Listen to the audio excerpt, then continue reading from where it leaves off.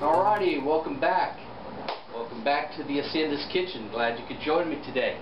Today we're making something really good. We're making Paella De Mariscos. Paella is also known, or thought to be, the national dish of Spain, although it's really not. It is a great dish. It's a one-pot meal of rice, spices, and in this case, all seafood. There's about 100 million different types of paellas you can make. As many Spaniards as there are, that's as many variations of paella there is. There are three things that you need to do or have to make a paella. Everything else is optional. Whatever you want goes in it, you're good to go. First thing, most importantly, is you need a paellera, la paella. You need the paella pan. This one is steel. It's got welded handles. It is not non-stick. It's made of 16th.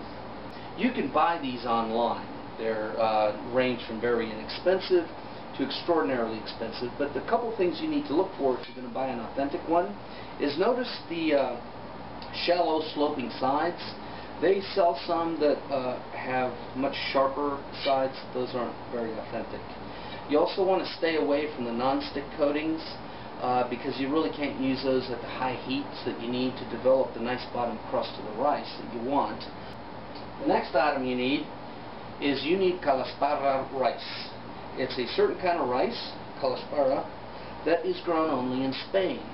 It's grown on the eastern coast of Spain, and it is unique in the sense that although it looks like a short-grained, fat, white rice, it can absorb 3 times its size and weight in water, which is very unlike any other kind of rice, white rice that you can buy anywhere.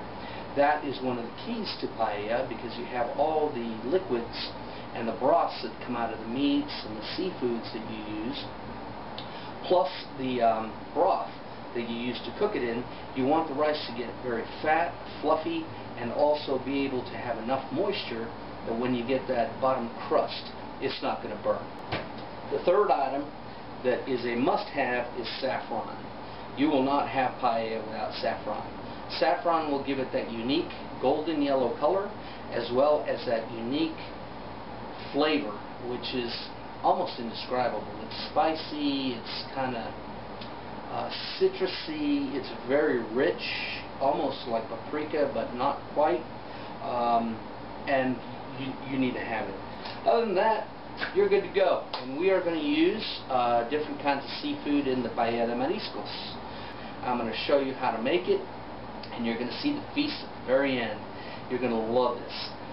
So let me wash my hands, let me start prepping the items, and I'll see you here shortly.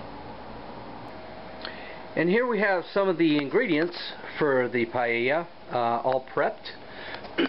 Excuse me. Over here on the left, we have 1 large white onion chopped and 1 green bell pepper. That with some garlic and olive oil is going to be the sofrito that forms the base of the paella. 1 red and 1 green bell pepper sliced into lengths like so. That's the decoration at the end. We have a bag of mussels here.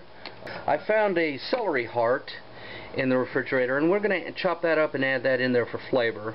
Paella is traditionally one of those peasant type dishes, which whatever you find, whatever's in season, whatever's available, you use and you add in there and it's fine. Here we have a few fillets of whiting, the merluza, thawing out, and the codfish. I've got 6 cups of chicken broth here that I made with just this Maggi bouillon. Now normally I use homemade chicken stock in my recipes, but for paella I like to use this Maggi stuff because I like the salt in it. The paella needs a lot of salt in it because of the quantity of rice, and the additional flavors of the bouillon really lend it a nice flavor. So I use that, and it's very easy. I've also added 2 tablespoons of sweet Spanish paprika, 1 teaspoon of coarse sea salt, and 1/4 teaspoon of black pepper. The saffron I put here, about 30 minutes before you use it, you just dump it in a container with about a quarter cup of regular white vinegar and maybe a scant quarter cup of warm water. So I can see the ripples in the oil, so we are going to start, and you can hear it sizzling, making the sofrito. So I'm going to continue to do this, and through the miracle of time and editing, you will join me when it's ready later on. I've been at it for about 20 minutes, 25 minutes. The onions are starting to caramelize, the green pepper's getting nice and brown. That's good, and you can tell I'm using 2 burners. This paella pan is so large that one burner is not enough. The outside ring will get too cold, so you'll see I'm going to be cooking it over 2 burners. So we're going to take about 1.5 tablespoons of the garlic and the celery heart, little leaves and all. Then we're going to stir that into, I got the heat down on medium right now. Okay, we're going to add 6 cups of chicken broth. Good deal. Oh. Okay, we're going to turn up the heat a little bit because we want it to start simmering. And we're going to take the paprika, the salt and the pepper, and we're going to stir that in.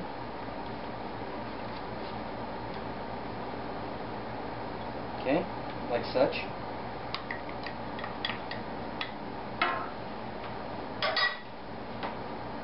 Now we're going to take the saffron, and the saffron goes in now too because that's the key to the flavor of the paella.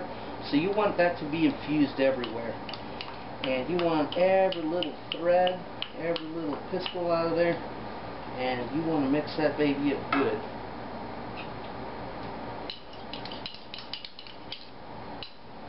Okay. So, get a little teaspoon of liquid. One waste that one. Yeah. Oh, alright, it already smells like paella. So we have transcended time and space from a mere rice dish into paella. Okay, now that's starting to boil. We're going to add 3.5 cups of calaspara rice. We're going to nestle in the fillets of merluza, the whiting that's now thawed out. And they're going in there, and you want to pour the liquid in there because that's good seafood juice. And the codfish. The cod is a very firm fish, so I cut it into chunks. We're just going to put it in there like so. Nestle it in there. Ow, that's hot. Well, the water's boiling, I should expect that, but oh well. The happiness of the mussels. No, what am I saying? These are scallops. Scallops. The tiny little ones, which are best. You can use the huge, big ones too. That's fine. But they take up a lot more room. This way you get scallops almost in every bite. After that, shrimp. Raw, unpeeled shrimp. Okay? Just nestle those babies in there. They will cook through. Don't worry about that.